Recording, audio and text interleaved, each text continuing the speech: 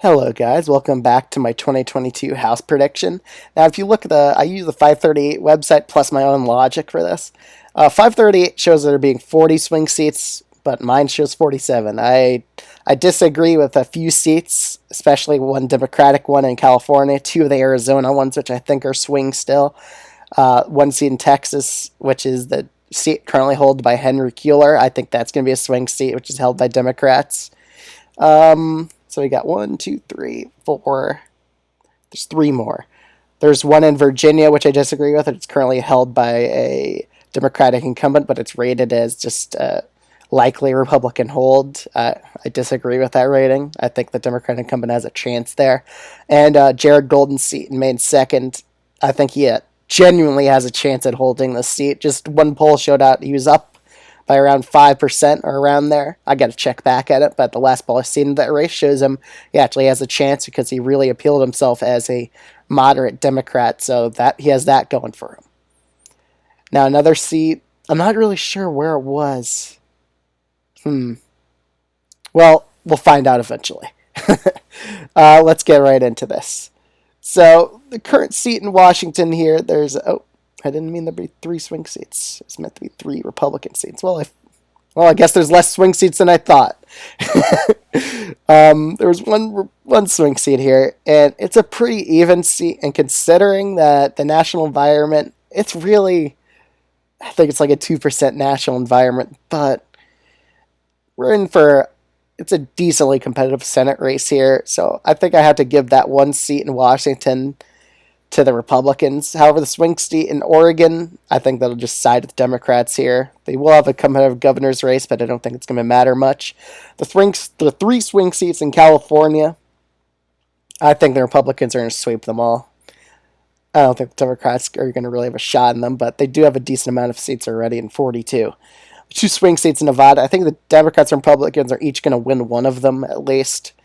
I don't think the Republicans are going to get to 3 because the national environment, ever since Roe v. Wade and the shootings, I think it's going to kind of side against them a bit more than before. Now, the 3 swing states in Arizona, I think the Democrats will at least hold one of them while the Republicans sweep the rest. In New Mexico, I kind of think the Democrats are going to hold one and the Republicans are going to get the other one. Colorado, I think the Republicans, they're kind of favored in the swing seat, so I think they're going to win that as well. In Nebraska and Kansas, the Republicans are just going to carry both of them. In Kansas, it's going to be a Republican flip. Gerrymandering really helped him out in this case. Oh. Won't let me press OK. Toss up. There you go. That was weird. The 2 swing seats in Texas. Either one that wins in the Henry Kuehler seat, Cisneros or Kuehler, I think they're still going to end up holding this seat just because it is fairly Democratic, but it will be a lot closer than expected. Will the Republicans win that even seat in Texas? In Florida, I kind of expect the Republicans to sweep the board here and get 20 seats, which gerrymandering really helped their case out in that state.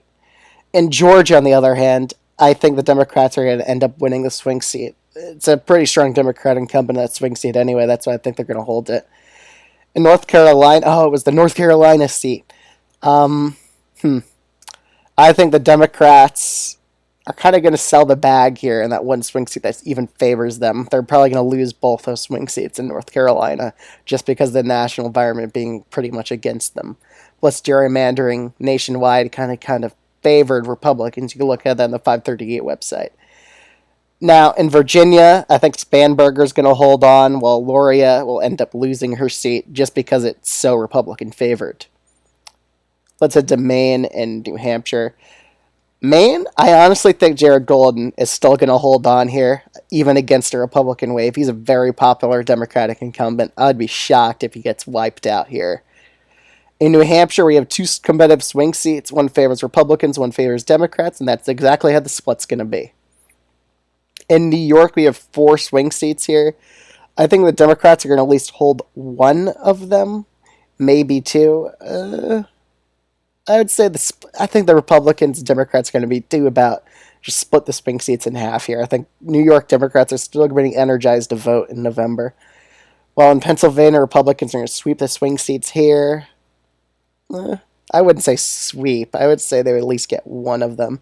They do have strong Democratic candidates, so that's why I'm kind of changing that. I'm changing my mind on this. They have Fetterman and Shapiro. I think that'll kind of boost Democratic turnout in at least one of the swing seats, which allows them to get it. In Ohio, the swing seats favor them by a pretty decent margin. They're probably going to sweep there. In Michigan, I think the Democrats will win at least one swing seat, maybe two, if that's a really low Republican turnout. But I doubt. I think the Republicans will still be turning out here, and they'll still get at least 2 out of 3 of the swing seats. In Illinois, I kind of expect the Republicans actually to win the swing seat here. I think there'll be a decent amount of turnout there. In Iowa, I kind of expect the Republicans to sweep these swing seats here as well. While in Minnesota, I expect the Republicans actually to win over the swing seat as well. Now, the last 2 swing seats, where the fuck are they? Which thing did I miss? That's interesting. Huh. I really don't know which ones were not labeled. Well, overall, I think those last 2, I think they'll go one to the Republican and one to the Democrat. Just because I did the math before, just in preparing for which swing states I was going to rank, and I got to 235 to 200. I'll try to figure out what the swing seats are, but I really don't know. I don't want to waste your time checking each and every state. But the math I had before I did this video in preparation was 235 Republicans to 200 Democrats. That's my official prediction for this House map. So let me know what you think of this in the comments below. Like, comment, and subscribe.